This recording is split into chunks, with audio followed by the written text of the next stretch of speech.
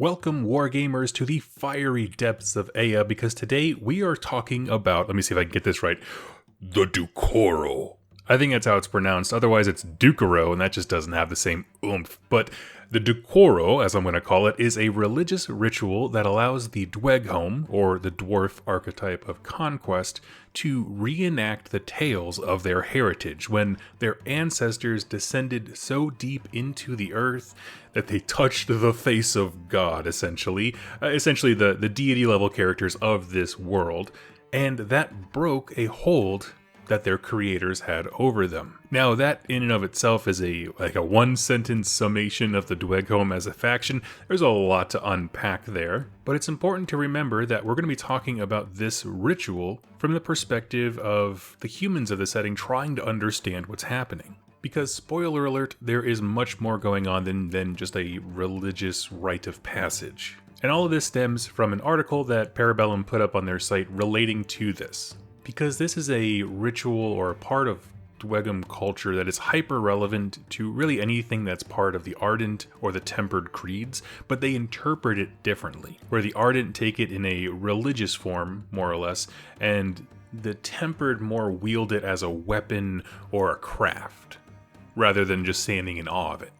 So we're going to talk about this ritual, what it's perceived as, what it actually is, and what power it has over the Dweghom people, right after a quick word from this week's sponsor.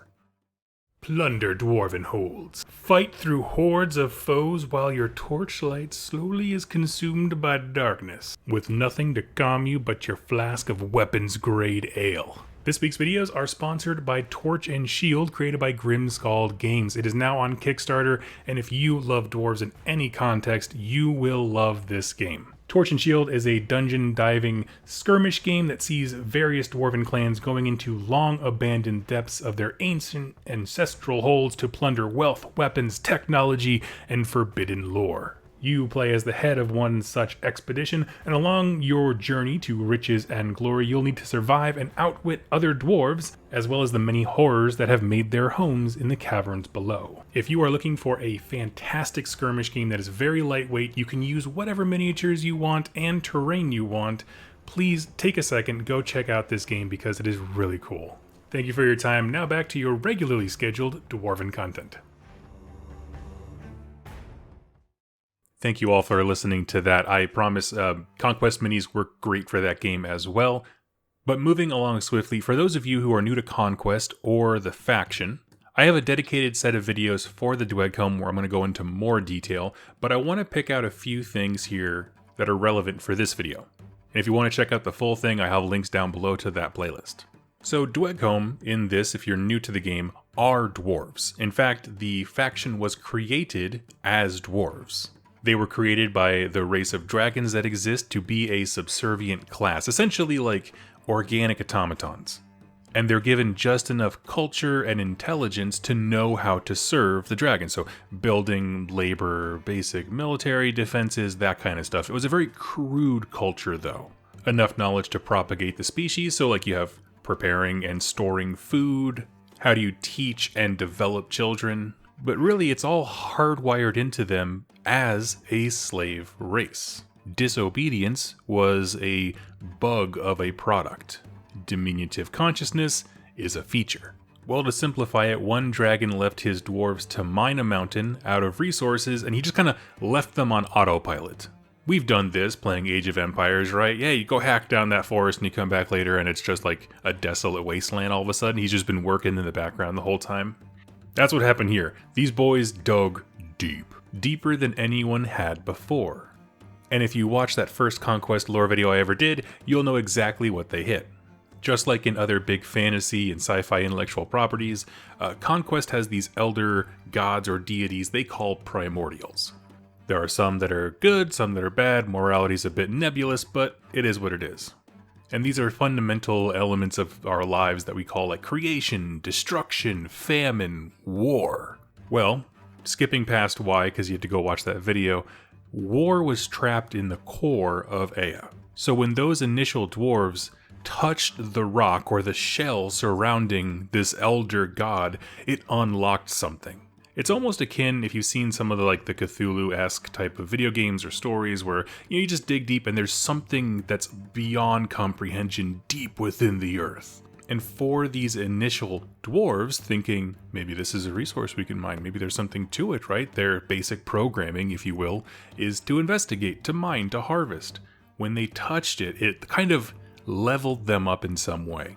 Maybe connected a few of the sparks that were needed to sow the seeds for their independence. And I mean literal independence in terms of their biology, their ability to think. Because all of a sudden, their minds were able to conceptualize more complex things. They are able to see just how their species is, like almost from a removed perspective a little bit. That they are pawns, that they are playthings, that all their heritage is a sham of service and slavery. And for those dwarves who have this enlightenment, that is when they cast away that name and take up the mantle of Dweghom. Rather than just renaming dwarves into something else, the Dweghom are awesome because dwarves still exist in the setting. They're just ones that are, in theory, on autopilot still. And the difference between the two is that spark of sentience. But you have to remember something, yes. They were given this, like I said, spark of their own mind, whatever that connection was to kind of let them become their own. But whatever that was that did so through the lens of war, a primordial power that needs and is obsessed with conquest and destruction and fighting and rage. And so that has become how they solve every problem. It's how they adjudicate all their issues. It's how they determine social standing and authority. War becomes the sole industry, hobby, and mission of the entire people that were built to be an organic machine. And now they are literally a war machine. Now, I do have the link I mentioned before. This kind of comes from an article. The things that we've described largely are from the perspective of people of the 100 Kingdoms researchers watching the Dweghom, and they see this ritual happening now in the future, and they're thinking, okay, so the people go down into the earth to reenact this thing somehow. That whole story I just told you, it is their myth, their legend, their background of the Dweghom. So these folks, now current setting, are probably just going down there to, reenact it as a sacred religious rite. Perhaps a rite of passage. And it is that ignorance and that gap in their knowledge that leaves the 100 Kingdoms in awe of the power that comes out of the earth. Like, they don't understand the Dweghom fundamentally. Because more than anything else, they still do this. Like, they literally go down, they have a map to go down and touch the face of God.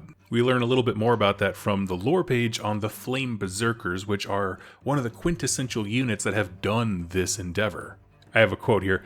For a true Ardent believer, these choices are simply unconscionable. Their ancestors granted them the strength of earth and the power of fire to combat their masters and creators. Even in the face of death, any other path is an insult to the very ancestors who released them from slavery. Among the Ardent, Flame Berserkers are a small brotherhood who, gifted beyond their peers with the raw power of the element of fire, do not seek to master or tame it, but rather embody it. For most, this transition happens during the duoro, the descent, the trail of passage all Ardent must complete to prove their devotion. The stress and danger of that ordeal often awakens their gift. Their bodies, their weapons, some say their very souls, are set ablaze once its power is unleashed. These initiates abandon the kin band they traveled with, striking off into the deeper darkness, with no one at their side but the power raging within them. Many fall to the dangers lurking within those dark tunnels, but those that survive are instinctually guided ever deeper into the darkness. So first of all, it's a very active part of the society, and it is how that they as a society level up with their augmented powers. This is where they tame the powers of fire and earth for the tempered sorcerers, because they temper those abilities. But for the more religious-focused Ardent Creed, it's not about mastering things, it's about channeling it, about taking it with you and sharing it with the world. And that is what Flame Berserkers are. You could consider them the holy zealots of the Dweghom. And if you have not seen those models, they're like wreathed in flames. It's pretty sweet. And so you have the Ardent Creed that's built around this. And so while a connection to fire and earth is intrinsic to Dweghom because they are kind of the crude mechanics that were made, were used in their making, this is the closest thing to like a religion that they have. There's tons of reverence and symbolism built around this very real effect that they can see. It's demonstrable. And every single Ardent Creed member does it. Barring initiates, who if you read their little lore thing, those are the guys with the big spears and the shields. They haven't gone down this particular field trip yet. They're trying to accrue more battle experience before they do. And so let's end this video like we end all these videos here on Tupelo Stuff. Why is this cool? I kind of love the idea of the other factions looking at this, this ritual, this act, this rite, whatever they see it as, almost as like a Civil War reenactment. Like, oh, what a fun thing to do. I'm sure it's educational and important to them. I went on adventures like that in college. I would just kind of go around historical sites and take the tours and do the things. Right, they're thinking it's really cute. Meanwhile, these dudes are getting like murdered by primordial hellspawn just so they can ding-dong ditch the Balrog's personal door to hell. Like, it's amazing. The dichotomy there is just fabulous. Right, it's not a walk or a climb. The nature of primordial power in Conquest is like stray psychic energy. Like, it can lash out, it can be demon-like. In fact, some of these shards of creation, these random bits of power, are what the Dweghom capture and jam inside of their machine monster things. It's pretty metal. Never mind it's going impossibly deep into the earth where like magma rivers are common, air is limited, and so on. Like, it is a physical test and trial, and the rewards are to have just a bit of a god channeled through you. And what I find interesting is that engaging with this part of the Dweghom, it's not required. Like, the Ardents are just one of the 3 pillars of the Dweghom. We talked about the Tempered Schools also channeling and mastering that power, but the clans of the Holds, which is the more militant arms, where you have your hold rigs and things like that, they still have that spark of the divine because now they've been raised in it, and now the Dweghom are their own culture and civilization, but they don't need to tap into that power. They still see everything through the lens of war, and that's why they have their own complete social system called Dweghom, which is like a battle honor that turns into social credit and capital. We talked before about that's how they adjudicate everything. So while it is incredibly impressive, everyone on the outside is looking at it as like, well, if they're not all doing it, of course it can't be required, and most of the armies we fight are just basic dude hold warriors who aren't this. So yeah, I'm sure it's a nice little fun thing for them. And it's just incredible. So I love the idea of like those two things happening, seeing the same event from different lenses. But those are my thoughts. And I would like to end these with a question. I'd love to see your answers though. Let's say you went down the mountain and you high-fived the Balrog. Would you try to channel that power like you were a tempered sorcerer, I guess part of the tempered holds? Or you try to use it and wield it like magic? Or would you go with the Ardent side and just kind of revere it and unleash its chaotic power on the battlefield? For me, I know what I'm doing. I'm going Ardent. Gots to. The initiates with the big fat shields are so cool. Flame berserkers, they're not as hot as they used to be, heyo, but they're pretty fun in the game. They can surge forward, they're pretty great.